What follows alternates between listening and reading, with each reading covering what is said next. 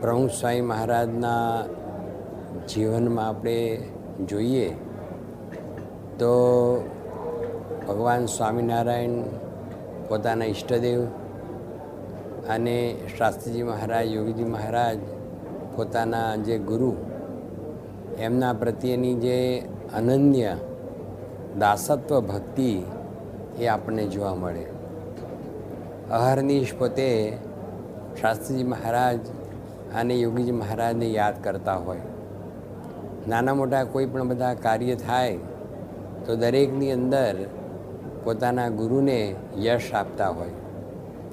મોટામાં મોટી વાત તો એ હતી કે પ્રમુખ સ્વામી મહારાજના લગભગ 50 વર્ષના સમયગાળા દરમિયાન સંપ્રદાયનો BAPS સંસ્થાનો અનહદ ઉત્કર્ષ થયેલો છે, જેની કોઈ આપણે ગણતરી ન કરી શકીએ એટલો વિકાસ, એટલી પ્રગતિ થઈ છે. એ બધાયના મૂળમાં પરમ પૂજ્ય પ્રમુખ સ્વામી મહારાજની, શાસ્ત્રી મહારાજ પોતાના ગુરુ, એમના પ્રત્યેની નિષ્ઠા અને એમના પ્રત્યેની ભક્તિ.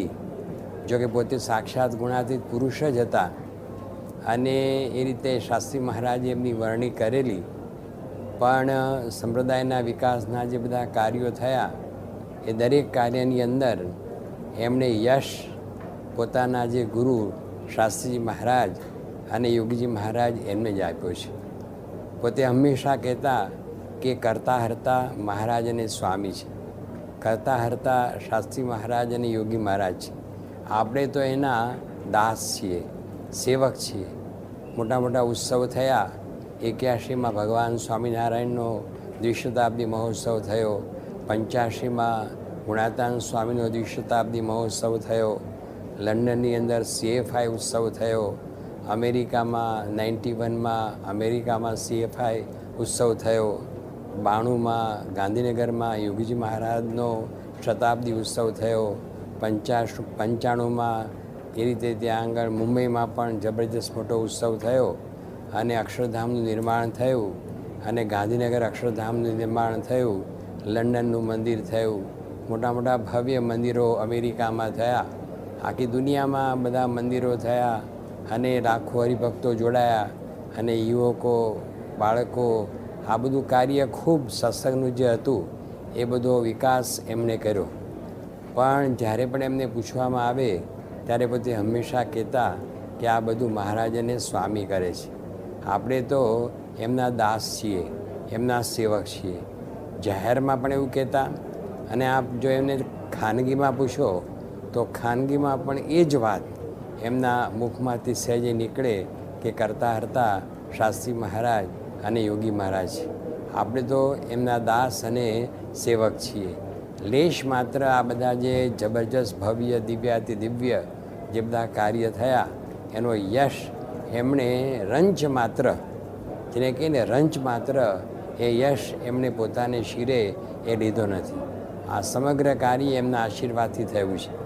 યોગી બાપા પ્રમુખ સ્વામી મહારાજ પોતે છેલ્લે હમણાં અહીંયા સારંગપુરમાં જ એક ઉત્સવ થયેલો અને એ પછી અમારી મિટિંગ હતી ત્યારે પ્રમુખ સ્વામી મહારાજે બધા જે મિટિંગમાં બધા કાર્યકર્તા હતા, મોટા મોટા સંસ્થાના મુખ્ય કાર્યકર્તાઓ હતા, એ બધાને સ્વામી અંતે એક જ આદેશ આપ્યો. સ્વામી કે દાસના દાસ થઈ રહે જે સત્સંગમાં, ભક્તિ તેની ભલી માનીશ, રાચીશ તેના રંગમાં. પ્રમુખ સ્વામી મહારાજનું આ બહુ પ્રિય સૂત્ર હતું કે દાસના દાસ થઈ રહે જે સત્સંગમાં, ભક્તિ તેની ભલી માનીશ, રાચીશ તેના રંગમાં. પ્રમુખ સ્વામી મહારાજે અમને બધાને કહ્યું કે આ પંક્તિ યાદ રાખજો, આ પંક્તિ હંમેશા સંભાળજો અને આ પંક્તિ જીવનમાં ઉતારજો. અને જ્યારે સ્વામી બધાને પછી આ રીતે પાઠ આપ્યો કે બધા બોલો કે આપણે દાસ છીએ, સેવક છીએ અને આપણે સહન કરવાનું છે. સ્વામી કે હું પણ દાસ છું. હવે પોતે તો સાક્ષાત ગુરુ છે, ગુણાતીત ગુરુ, પણ બાપા કે હું પણ દાસ છું, હું પણ સેવક છું અને અમે પણ ખૂબ ખૂબ સહન કર્યું છે, એમ પોતે પહેલી વાર બોલ્યા. તો એ રીતે એમણે આ મંત્ર આપણને આપ્યો છે કે આપણે સત્સંગની અંદર દાસ થવાનું છે, સેવક થવાનું છે, સહન કરવાનું છે અને સાથે સાથે જે કંઈ બધું કાર્ય કરીએ એનો યશ આપણા ગુરુ પ્રમુખ સ્વામી મહારાજ એમને આપણે આપવાનો છે. અને એ જ કરતા હરતા છે મહારાજ અને સ્વામી શાસ્ત્રી મહારાજ, યોગીજી મહારાજ અને પ્રમુખ સ્વામી મહારાજ. એ જે કરતા હરતા છે એ અનુસંધાન એ આપણે હંમેશા રાખવાનું છે. હમણાં આજે આપણે જોઈએ તો પ્રમુખ સ્વામી મહારાજે પોતાનો આજે ભૌતિક દેહ એમણે ત્યાગ કર્યો અને પોતાના સ્થાને પૂજ્ય મહંત સ્વામીને પોતે નિયુક્ત કર્યા. તો એ રીતે આપણે પણ હવે પૂજ્ય મહંત સ્વામીની આજ્ઞામાં રહી અને એમને રાજી કરવાના છે.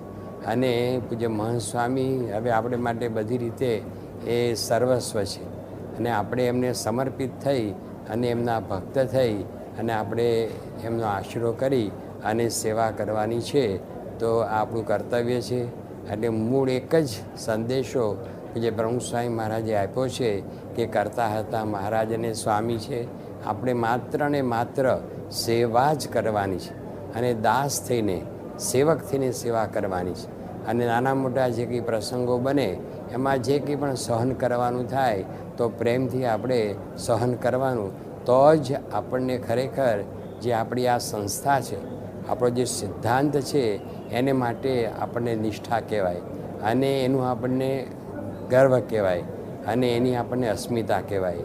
તો આ બાપાનો સંદેશો આપણે સૌ જીવનમાં ઉતારીએ એ જ પ્રાર્થના. સ્વામિનારાયણ ભગવાનની જય.